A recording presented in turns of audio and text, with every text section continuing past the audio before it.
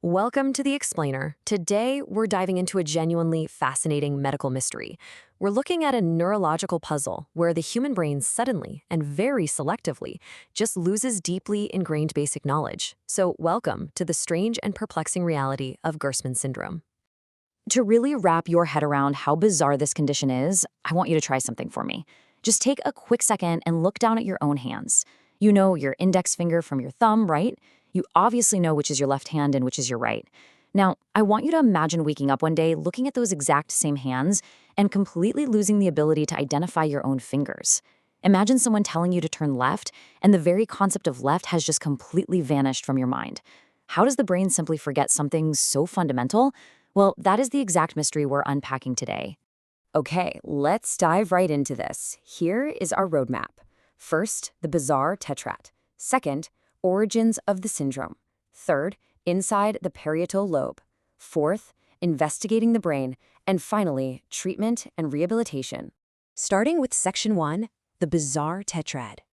So, what exactly is Gerstmann syndrome? By definition, it's a rare neurological disorder characterized by a very specific constellation of four cognitive symptoms. When we see these symptoms together, it usually suggests a lesion or localized damage in the dominant hemisphere of the brain. For most of us, that's the left hemisphere. Now, it's incredibly rare to see this in its absolute pure form. Usually, it presents alongside other cognitive issues like aphasia, which is difficulty with language, or alexia. But the real core of the syndrome is what we call the tetrad. And this brilliantly illustrates the condition, the famous tetrad. It's made up of four hallmark deficits: agraphia, which is the inability to write; acalculia, so impaired math skills; finger agnosia, the inability to distinguish your own fingers; and left-right disorientation. The absolute paradox here, and it's a huge one, is that a patient can have completely normal intelligence, speak perfectly fine, and grasp super complex concepts, yet they will completely fail at simple addition or pointing out their own ring finger. No way, right? It's wild. Now, you might be wondering what on earth connects writing, doing math, and knowing your fingers. It sounds completely random.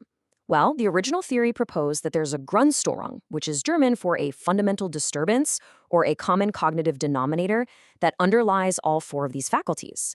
A lot of researchers believe this core defect actually relates to mental spatial rotations. Essentially, the brain loses its ability to map objects in horizontal space. And when that spatial mapping breaks down, it ruins your ability to align numbers for math, shape letters for writing, map out left from right, and literally map the physical layout of your own fingers. Moving right along to Section 2, Origins of the Syndrome. Let's trace the history of this discovery.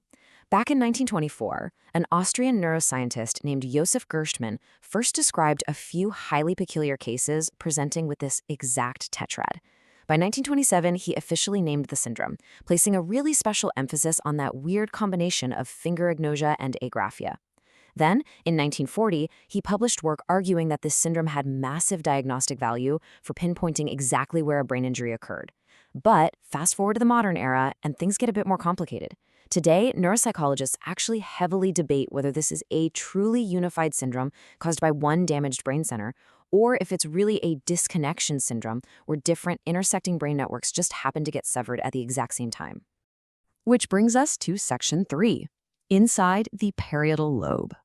So the crucial point is, if a patient suddenly presents with this tetrad, neurologists immediately have a very specific prime suspect.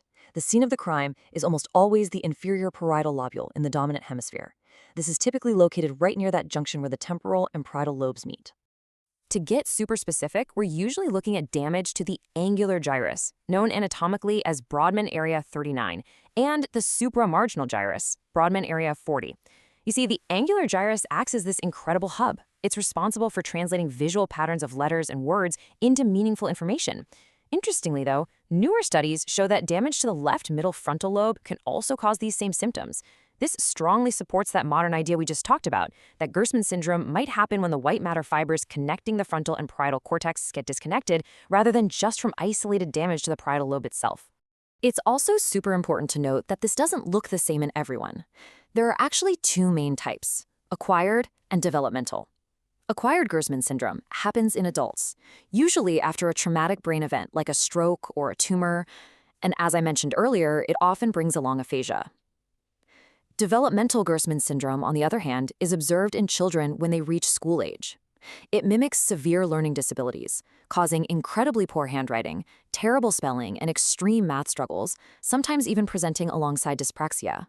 Now, for adults acquiring the syndrome, the list of potential culprits is pretty wide. Ischemic stroke is for sure the primary and most common trigger, but it can also be caused by brain tumors, severe carbon monoxide poisoning, multiple sclerosis, and carotid artery aneurysms. Essentially, anything that restricts blood flow or causes localized damage to that highly delicate inferior parietal lobule can trigger the tetrad. Let's shift gears to Section 4, Investigating the Brain. Now, what's really interesting about this is how doctors act as detectives at the bedside. The testing process is elegantly simple, but it is incredibly revealing. To test for finger agnosia, the doctor covers the patient's eyes and asks them to stretch out their fingers. The examiner then lightly touches one of the fingers, and the patient just has to immediately identify which one was touched. To rule out simple mistakes or fatigue, the test is actually quite rigorous. Clinically speaking, the patient needs to show a minimum 20% false recognition rate for the doctor to officially diagnose finger agnosia. The rest of the physical exams continue to show just how these seemingly simple commands become totally impossible tasks. For right-left disorientation, a doctor might hand the patient a card that says, "Place left hand to right ear." If they fail, they'll try it verbally. For dysgraphia, the examiner might hold up a clock and ask the patient to write down what it is without saying the word out loud first. Or they'll show the word 7 and ask them to simply copy it, or write a dictated sentence, like "he shouted the warning." To a Gerstmann patient, coordinating the mental spatial map required to draw those letters is suddenly an insurmountable hurdle. Once those bedside tests point to the tetrad, neuroimaging is absolutely vital to confirm the diagnosis and find the root cause. Doctors will use CT scans, where a struck will literally show up as a low-density focus. They heavily rely on MRIs, too, which can highlight reduced diffusivity in the acute phases of brain damage. They might even use angiography to spot any blockages in the middle cerebral artery. The whole goal is to physically locate the abnormality in the dominant angular gyrus or its surrounding communication networks. Finally, Section 5, Treatment and Rehabilitation.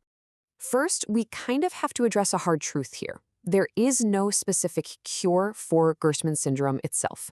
Doctors can't just prescribe a pill that magically reconnects a patient's spatial reasoning.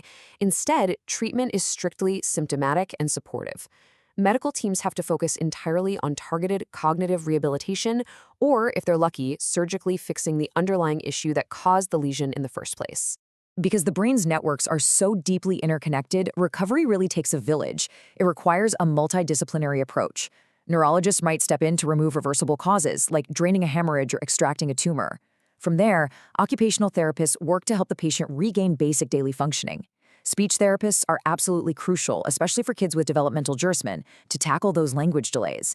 And importantly, psychological support is heavily utilized. Losing your basic ability to write or just knowing left from right is incredibly frustrating, and patients really need help adapting to these jarring cognitive changes.